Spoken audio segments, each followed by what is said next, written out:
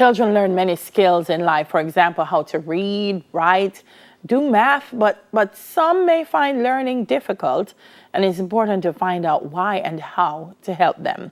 In this morning's 10 Minutes to Your Health, we'll be talking to licensed associate school psychologist Kellyanne Brown Campbell, and she'll be telling us how to identify learning disabilities in children. Good morning, Kellyanne. How are you? Morning. Good morning, Delia. Morning, Neville. Good to see you. Happy New Year. To you Happy too. New Year to you. Welcome. Let's start, first of all, Kelly, by defining what is a learning disability. Yes, so a learning disability as defined by the Diagnostic and Statistical Manual, which is kind of like the Bible for psychologists and psychiatrists, is basically a challenge with the child processing. It is considered a neurodevelopmental disorder, which means that it is something that impacts the brain, but it's also developmental. It affects how the child develops, and it's usually directly linked to how children learn, how children process information. So I want to clear up that it's not necessarily that the child can't learn. It has nothing to do with the child not being intelligent. Matter of fact, children with learning disabilities tend to be quite intelligent, but they learn differently.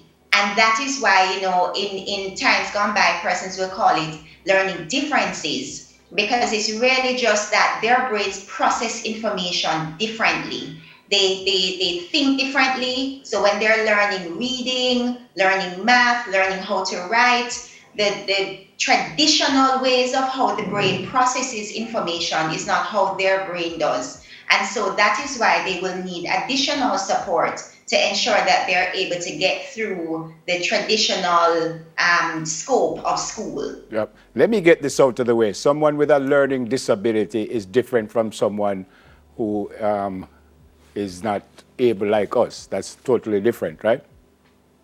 Say that again, Neville. Someone who has a learning disability is not someone who is disabled. That's right, not at all.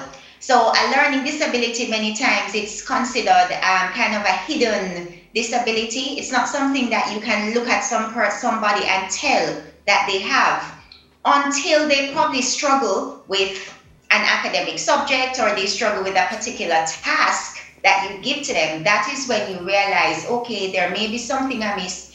This person, learns differently, they think differently, they process probably a little slower than the average person.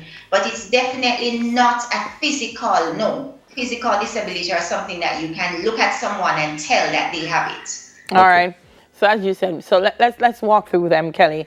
How do I know if my child has a learning difference or learning difficulty?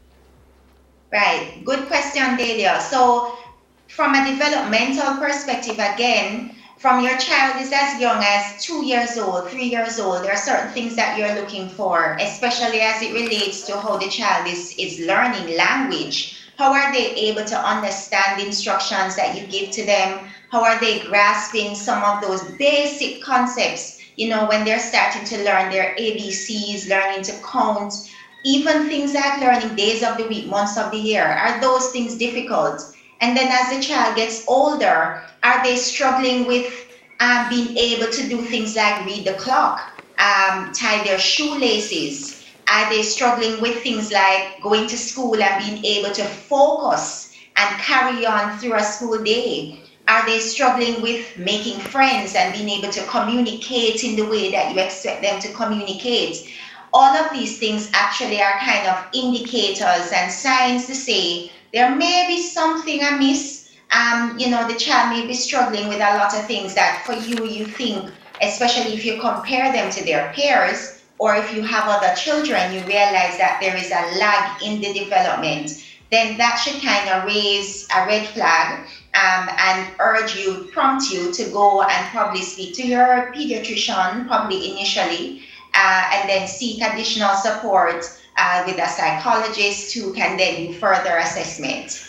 While at school, are they isolated, for want of a better word? In other words, do they just sit in the class regularly with everyone else, or do they have to go to a special class with a special teacher?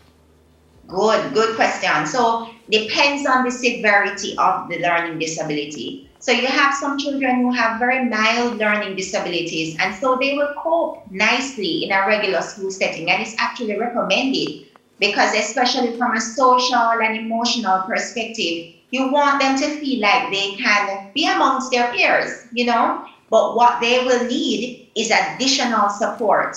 So you're hoping that within the classroom, the teacher has them a little closer, the teacher is monitoring what they're doing within the class setting. There are certain probably accommodations and different recommendations that may be given, modifications probably to the type of work that they're given, how much work they're given, the amount of support and so on to ensure that they're managing. For the children who have more moderate to severe learning disabilities, those are children who may need to be like in a smaller school setting where they're able to get more one-on-one and individualized attention. They may need to have what we call an individual education plan where the teacher has specific goals and objectives that they're working on to ensure that the gap that the children have in specific areas of learning, that gap doesn't widen too much compared to their peers.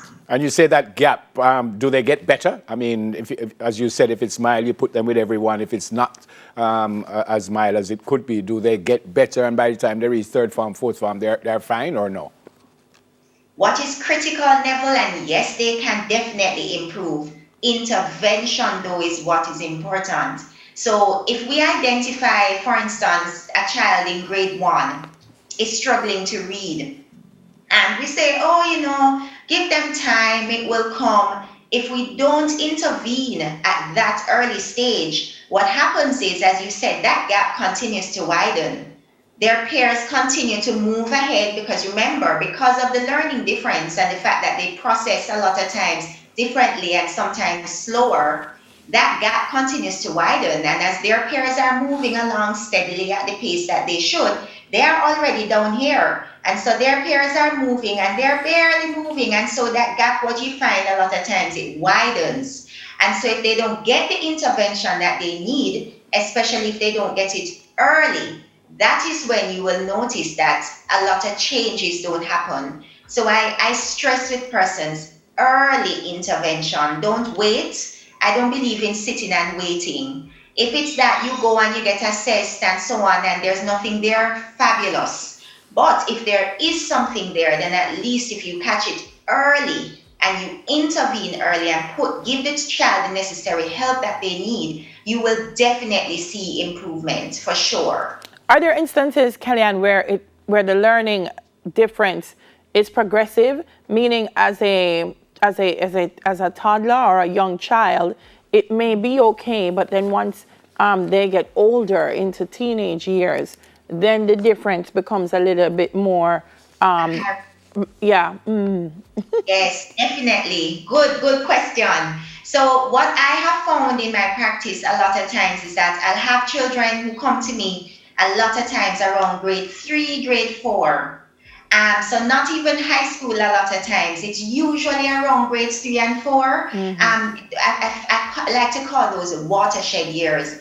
And a lot of times that's when parents come and say, but Mrs. Brown-Campbell, they've been fine. They were bright and they learned everything during, basic school or, those early childhood years. And now I don't know what's happening. They can't write a proper essay or composition. They're struggling with math. The reading comprehension is not where I want it to be, that kind of thing.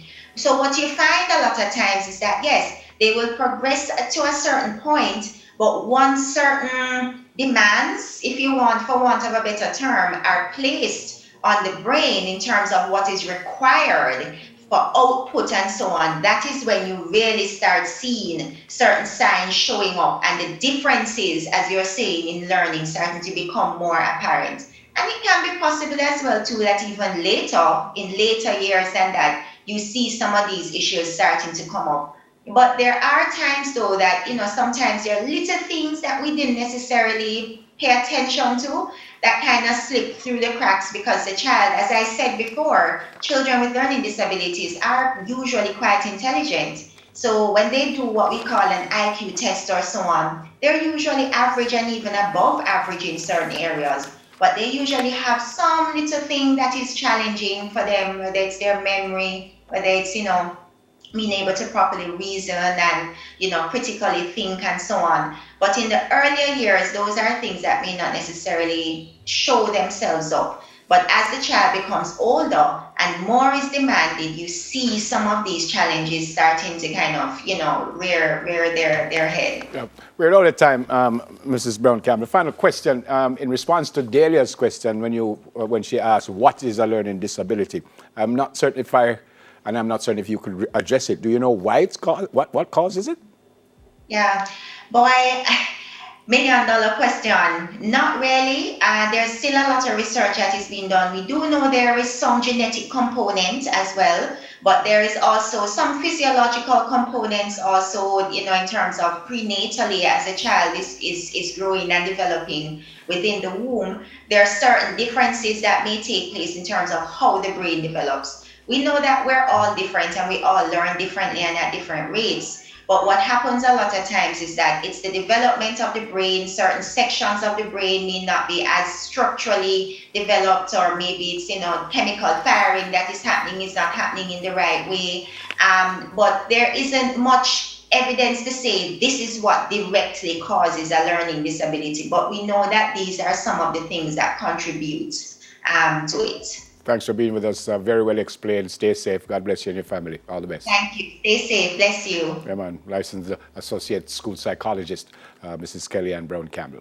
More to come on Smile Jamaica after this break. But first, here's another rewind performance from Coffee.